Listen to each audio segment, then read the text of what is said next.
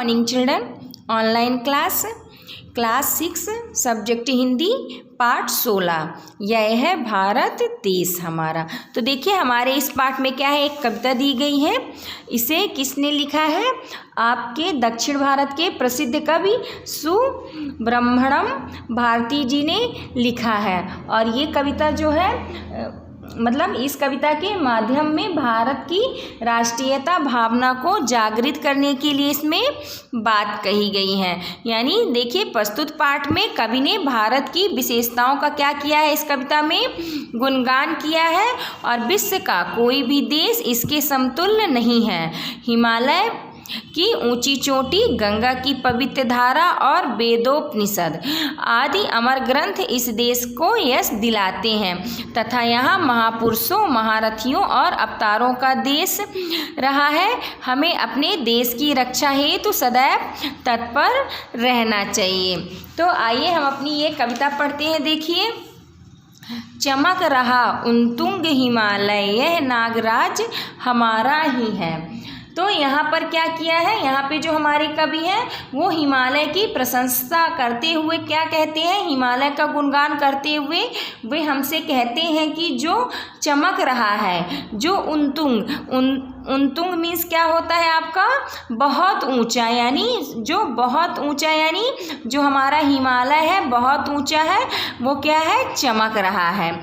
ऐसा नागराज मीन्स आपका क्या होता है, अर्थात पर्वतों का राजा, यह हमारा ही है, अर्थात भारत में ही है। इतनी उपलब्धता है कि भारत जैसे महान पर्वत यह हमारे देश में ही है, यह हमारे देश की गौरवता है। और क्या बताया गया है कि इसमें देखिए, इसमें ये बताया कि जो हमारा भारत है उसमें सबसे बड़ा यानी सबसे ऊंचा, बहुत ऊंचा हिमालय पर्वत है, जिसे हम लोग क्या कहते हैं, पर्वतों का राजा कहते हैं, वह हमारे ही देश में है।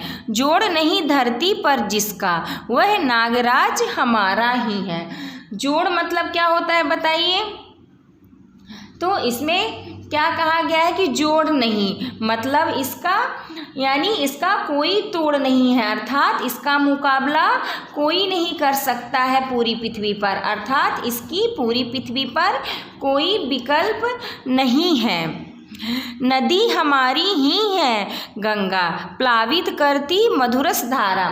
तो इसमें आगे क्या बताया गया है, आगे उन्होंने पवित्र नदी गंगा का गुणगान किया है, क्योंकि गंगा जैसे पवित्र नदी हमारे देश में ही है, जिसकी महिमा बहुत है और दूर दूर से लोग यहाँ नहाने आते हैं। और ऐसा कहा जाता है कि जो भी इस नदी में नहाता है उसके पाप धुल जाते हैं, वह भी गंगा जैसे पवित्र बन जाता है और पुण्य काम करने लगता है। अपने पापों से यदि छुटकारा पाना है तो हमें गंगा नदी में जाकर नहाना पड़ता है और उसके बाद हम अच्छे कर्म कर सकते हैं। ऐसा कहा जाता है कि ऐसा इसलिए कहा जाता है कि गंगा नदी को क्या करते हैं सब लोग, पवित्र माना जाता है और उसकी पूजा करते हैं। वो कहते हैं कि ऐसी पवित्र नदी और कहीं नहीं बहती, यानी जितनी पवित्र नदी कौन है, गंगा है, तो वैसे पवित्र नदी कहीं भी नहीं बहती जैसे हमारे भारत में बहती है।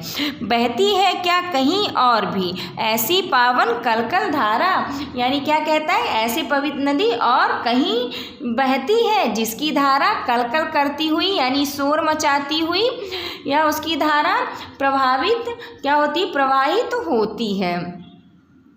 फिर नेक्स्ट देखिए, सम्मानित जो सकल विश्व में महिमा जिनकी बहुत रही, अमर ग्रंथ वे सभी हमारे उपनिषदों का देश यही। तो इसमें क्या बताया गया है कि जैसे हमारा देश है जो भारत देश है, भारत देश एक ऐसा देश रहा है जहाँ पर सभी तरह के क्या है, ग्रंथ, वेद, उपनिषद का निर्माण क्या हुआ है, यहीं पर हुआ है, जिससे दूसरे देश के लोग यहाँ आकर सीख लेते हैं कि मनुष्य का आचरण किस तरह से होना चाहिए और मनुष्य को कौन कौन से कर्म करना चाहिए। ये सब सीख इन वेदों और उपनिषदों से ही मिलता है। गाएंगे यश हम सबका इसका, यह है स्वर्णिम देश हमारा। तो ये क्या कहते हैं कि ऐसे ग्रंथ हैं जिनका पूरे विश्व में क्या होता है, सम्मान मिलता है और इसकी महिमा हम सभी मानते हैं। और ये सब अमर ग्रंथ हैं, यानी ये सब कभी ना मरने वाले या कभी नहीं नष्ट होने वाले हैं और इसका मूल्य कभी कम नहीं होने वाला है। इस तरह से वेदों और यह उपनिषदों का देश है। आगे कौन जगत में इससे, यह है भारत देश हमारा। और हम अपने भारत देश का क्या है, गुणगान गाएंगे, यशगान गाएंगे, यशोगाथा गाएंगे कि यह सोने जैसा देश हमारा है। पहले हमारे देश को सोने की चिड़िया कहा जाता था। हमारा देश पूरी तरह से समृद्ध था, यहाँ किसी बात की कोई कमी नहीं थी, दूसरों पर निर्भर रहने की आवश्यकता नहीं थी, हम अपने आप में परिपूर्ण थे। हमारे देश जो है महान है और हम सभी मिलकर इसका गुण गाएंगे, इस पर हमें बहुत गर्व है। देखिए फिर नेक्स्ट लाइन देखिए इसकी नीचे वाली, आगे कौन जगत में इससे, यह है भारत देश हमारा। और हमसे आगे पूरे विश्व में कौन आगे है, अर्थात कोई बात हम क्या है, कोई बात हो चाहे जैसे कि आपकी चाहे वो बात किसकी हो, अनुसंधान की हो, खोज की हो, तो भारत देश का नाम क्या है, सबसे आगे होता है। देखिए यह है देश हमारा भारत, महारथी गण हुए जहाँ पर, यह है देश मही का स्वर्णिम, ऋषियों ने तप किए जहाँ पर।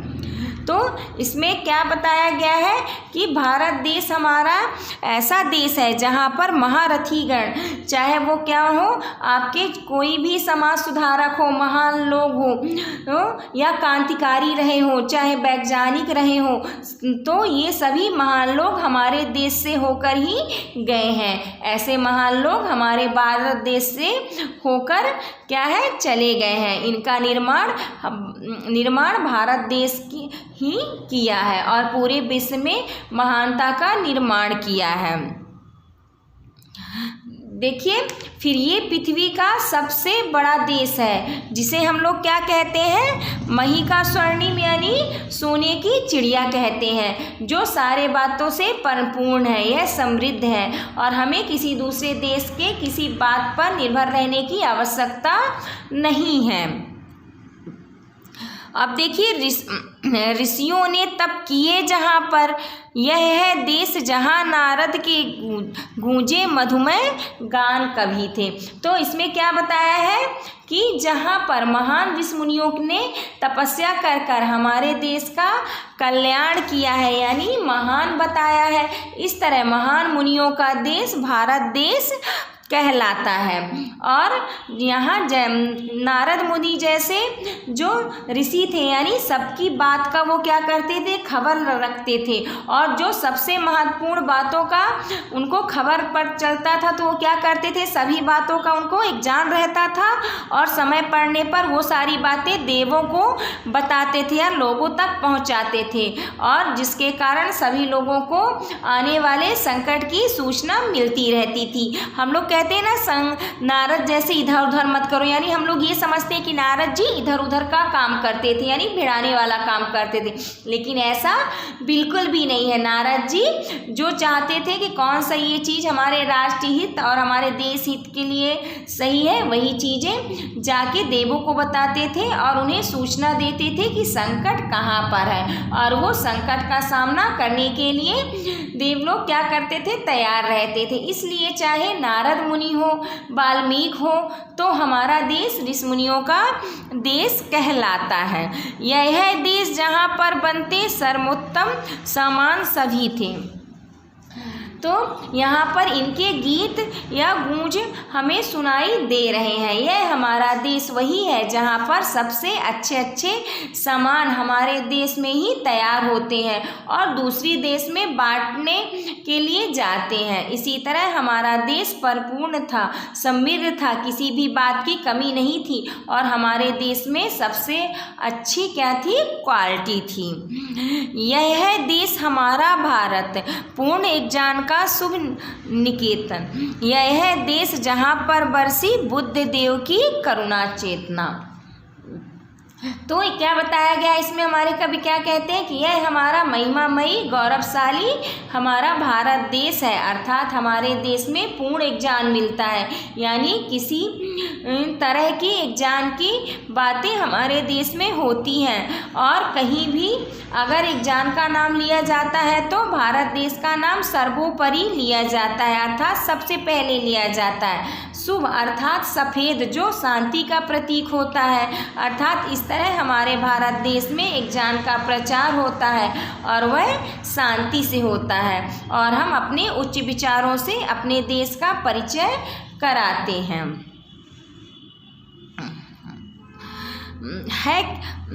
है महान अति भव्य पुरातन, गूंजेगा यह गान हमारा, है क्या हमसा कोई जग में, यह है भारत देश हमारा। यह वही देश है। तो इसमें क्या बताया गया है, ये वही देश है जहाँ पे हम क्या करते हैं कि जो पुरानी चीज़ें हमारी होती हैं, यानी जो हमारी भव्य चीज़ें हैं, उसका हम क्या करते हैं, विचारों का से अपने देश का परिचय करा रहे हैं। तो ये हमारा देश है और हमारे देश के जैसे दूसरा और कोई देश नहीं है। फिर नेक्स्ट पेज देखिए, विघ्नों का दल चढ़ आए तो उन्हें देख भयभीत न होंगे, अब न रहेंगे दलित दीन हम, कहीं किसी से हीन न होंगे, क्षुद्र स्वार्थ की खातिर हम तो कभी न गर्हित कर्म करेंगे। तो इसमें क्या बताया गया है कि ये हमारा देश वही देश है, हमारा देश जहाँ से होकर गौतम बुद्ध गए हैं, जिन्होंने पूर्ण जीवन सत्य की खोज के लिए, पूर्ण एक ज्ञान के लिए, यानी सत्य की खोज के लिए उन्होंने क्या कर दिया, पूरा जीवन लगा दिया। ऐसे लोग यहीं से होकर गुजरे हैं। हमारे देश की संस्कृत सभ्यता बहुत पुरातन यानी बहुत प्राचीन है, यह पूरे विश्व में गूंजती रहेगी और इसका गुणगान पूरे विश्व में होता रहेगा। हमारे भारत देश जैसा कोई भी दूसरा देश नहीं है पृथ्वी पर, जहाँ भी एक ज्ञान मिलता है और दूसरों का हित चाहते हैं, ऐसा सोचने वाला हमारा भारत देश है। तो हमारा देश न केवल एक ज्ञान के बारे में, सभ्यता के बारे में महान है, बल्कि कठिनाइयों का पूरा समूह हमारे ऊपर आ जाए तो हम उन कठिनाइयों और समस्याओं से नहीं डरेंगे, बल्कि हम साहस के साथ उनका क्या करेंगे, सामना करेंगे और उन विकट परिस्थितियों से हम बाहर निकलेंगे। अब हमारे एक तरह का एक ज्ञान क्या है, प्रवाहित हुई है। हम अब गरीब दीन दरिद्र नहीं रहेंगे, हम निचले दर्जे के नहीं रहेंगे, हमारे यहाँ कोई गरीब नहीं रहेगा। हम एक दूसरों की मदद करके इनकी गरीबी को दूर करेंगे। अब हमारा भारत देश समृद्ध हो गया है। फिर देखिए क्या बताया गया है, क्षुद्र स्वार्थ की खातिर हम तो कभी न गर्हित कर्म करेंगे, यानी क्षुद्र यानी निचले स्तर का जो स्वार्थ होता है, मतलब उसका मतलब क्या होता है कि अपना हम भला सोचें और दूसरों का अच्छा ना होने दें। ऐसा सोचने वाले जो लोग होते हैं वो स्वार्थी होते हैं, ऐसे लोगों का यहाँ पर नहीं रहते हैं। और हम ऐसा बुरा काम अब नहीं करेंगे कि दूसरों का बुरा करके अपना अच्छा नहीं सोचेंगे और दूसरों की हमेशा क्या करेंगे, हम मदद करेंगे। फिर देखिए नेक्स्ट देखिए, पुण्य भूमि यह भारत माता, जग की हम तो भीख न लेंगे। तो इसमें क्या बताया गया है कि यह भारत माता हमारी पुण्यवान है, ऐसी पुण्यवान भारत माता के लिए हमें भीख नहीं लेनी है, यानी दूसरों का दिया हुआ यानी अंग्रेजों की भीख हम नहीं लेंगे। हम आत्मनिर्भर बनकर खुद कमाएंगे और सबको खिलाएंगे। और भारत माता का गुणगान गाते हुए कवि आगे कहते हैं कि हमारी भारत भूमि ऐसी भारत भूमि है जिसमें देखिए मिश्री मधु मेवा फल सारे देती हमको सदा यही है। कदली चावल अन्य विविध और क्षीर सुधा में लुटा रही है। आर्य भूमि उत्कर्षमयी ये गूंजेगा यह गान हमारा। कौन करेगा समता इसकी महिमा में ये देश हमारा। तो इसमें क्या बताया गया है कि भारत का गुणगान करते हुए कवि क्या कहते हैं कि जो हमारी भारत भूमि ऐसी भारत भूमि है जिसमें सभी तरह के फल हैं, यानी अनाज हो यहाँ पर उगता है या भरपूर मात्रा में उपलब्ध है। हमें दूसरे देश पर निर्भर रहने की आवश्यकता नहीं है। चाहे मिश्री हो, मेवा हो, बादाम हो, काजू हो या फल हो, यहाँ पर इन सब का निर्माण होता है। दूसरे देश पर निर्भर रहने की हमें आवश्यकता नहीं है। ये जो भारत भूमि है यहाँ केला, चावल और विविध तरह के अन्य दूध जो यहाँ पर अर्थात अमृत तुल्य दूध यहाँ पर क्या होता है हमारे भारत भूमि पर मिलता है और हमें सारी चीज़ें यहाँ पर पर्याप्त मात्रा में मिलती हैं। फिर आर्य भूमि उत्कर्षमयी ये गूंजेगा ये गान हमारा। तो इसमें क्या बताया कि यह भूमि जो है आर्यों की भूमि है, यानी जो हमेशा वीरता के लिए क्या थे, प्रसिद्ध थे।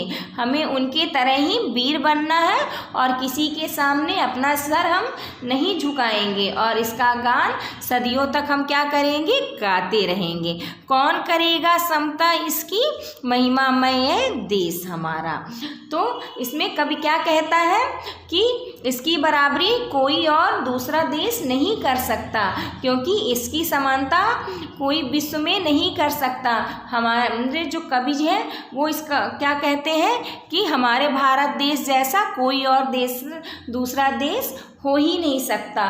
और इस कविता के माध्यम में से कवि ने क्या किया है, हमारे अंदर राष्ट्रीयता की भावना को जगाने का काम किया है। तो ये हमारी क्या थी, एक छोटी सी कविता थी जिसके कवि कौन थे, सुब्रह्मण्यम भारती थे। तो आइए अब हम इसमें क्या देखते हैं, नेक्स्ट क्वेश्चन देखते हैं।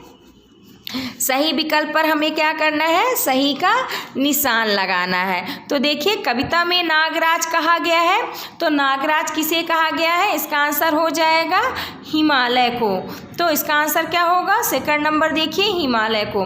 बुद्ध देव थे, तो इसका आंसर क्या हो जाएगा आपका, भगवान हो जाएगा। फिर नेक्स्ट देखिए मधुरस धारा प्रवाहित होती है, तो इसका आंसर इसमें क्या हो जाएगा, गंगा में। और 4 नंबर देखिए कविता में आर्यभूमि कहा गया है, तो इसका आंसर क्या हो जाएगा, भारत को कहा गया है। और नेक्स्ट देखिए भारत भूमि पर तप किया है, तो इसका आंसर क्या हो जाएगा, किसने भारत भूमि पे तप किया है, ऋषियों ने। अब देखिए रिक्त स्थान हमें भरना है, ये कविता है इसी से हमने ढूंढकर इसमें फिल किया है, यानी इसे भरा है। आपको भी इसे भरना है और याद करना है। देखिए फर्स्ट नंबर, सम्मानित जो सकल विश्व में महिमा जिनकी बहुत रही है, अमर ग्रंथ वो सभी हमारे उपनिषदों का देश यही है। यह है देश हमारा भारत पूर्ण एक जान का शुभ्र निकेतन। यह है देश जहाँ पर बरसी बुद्ध देव की करुणा चेतना। तो ये आपका क्या हुआ, ये आपकी एक कविता थी जिसे हमें फिल करना था, वो हमने कर दिया। आप लोगों को भी इसी तरह फिल करके इसे याद करना। फिर नेक्स्ट देखिए क्वेश्चन, निम्नलिखित काव्यांश को पढ़कर क्या करना है, हमें संबंधित प्रश्नों के उत्तर देना है। तो चलिए हम क्या करते हैं, इसमें जो हमारा ये काव्यांश है उसको हम पढ़ेंगे और इसमें क्या करेंगे, इसके प्रश्नों के उत्तर ढूंढ के हमें इसमें करना है कि इसका आंसर क्या होगा। चलिए देखिए, यह है देश हमारा भारत महारथीगढ़ हुए जहाँ पर। यह है देश मही का स्वर्णिम ऋषियों ने तप किए जहाँ पर। यह है देश जहाँ नारद के गूंजे मधुमय गान कभी थे। यह है देश जहाँ पर बनते सर्वोत्तम सामान सभी थे। तो आइए इसका हम क्वेश्चन आंसर सॉल्व करते हैं। तो फर्स्ट नंबर क्या क्वेश्चन है, कवि और कविता का हमें नाम लिखना है। तो इसका आंसर क्या है, कवि का नाम सुब्रह्मण्यम भारती है और कविता का नाम यह है भारत देश हमारा है। फिर सेकंड क्वेश्चन देखिए, महारथी गण से कवि का क्या तात्पर्य है। तो इसका आंसर क्या हो जाएगा, महारथी गण से कवि का तात्पर्य सूरवीर यानी रथ पर सवार से है। फिर नेक्स्ट क्वेश्चन देखिए, नारद कौन थे, उनके गान कैसे थे। तो इसका आंसर हो जाएगा कि नारद, इसमें पूछा है कि कौन थे, तो नारद देव पुत्र थे। नारद जो थे वो किसके थे? देव के पुत्र थे। और पुरातन अतिभव्य देखिए ये आंसर मैं आपको फिर से एक बार रिपीट करती हूँ। नारद देव, जो नारद जी थे वो देव पुत्र थे और उनके गान क्या थे? मधुर थे। फिर 4 क्वेश्चन देखिए, इस देश में बनने वाले सामान कैसे होते थे? तो इसका आंसर क्या हो जाएगा? इस देश में बनने वाले सामान सर्वोत्तम थे। अब देखिए निम्नलिखित प्रश्नों के उत्तर दीजिए। आइए देखते हैं। फर्स्ट क्या है? इस कविता में भारत के लिए किन किन शब्दों का प्रयोग किया गया है? तो इसका आंसर हो जाएगा, इस कविता में भारत के लिए सम्मानित, सर्वोत्तम, पुरातन, अतिभव्य, आर्यभूमि, उत्कर्षमयी शब्दों का प्रयोग किया है।